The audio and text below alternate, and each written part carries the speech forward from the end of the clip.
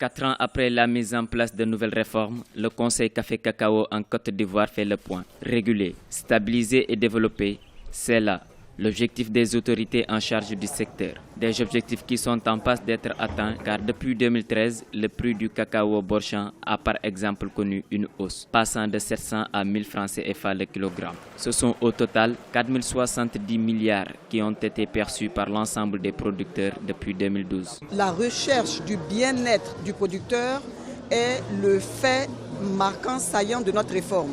Aujourd'hui, le prix est annoncé, il est obligatoire et il est à respecter sur toute l'étendue de la zone de production de cacao. Le paysan bénéficie de mesures d'accompagnement. En Côte d'Ivoire, la production du cacao est passée d'1 448 992 tonnes en 2012 à 1 780 000 tonnes pour la campagne 2015-2016. En matière d'appui aux producteurs, de 2012 à 2015, ce sont 12 266 801 sacs jute, 112 268 hectares de semences améliorées de cacao et 770 000 hectares de produits phytosanitaires qui ont été mis à disposition par le Conseil du Café Cacao. La prise en charge du transport de la matière première depuis le lieu de production est également devenue une réalité. Si vous venez d'Aboisseau à Abidjan, on vous payera le prix du transport d'Aboisseau à Abidjan. Si vous venez de Mans à Abidjan, on vous payera le prix du transport de Mans à Abidjan.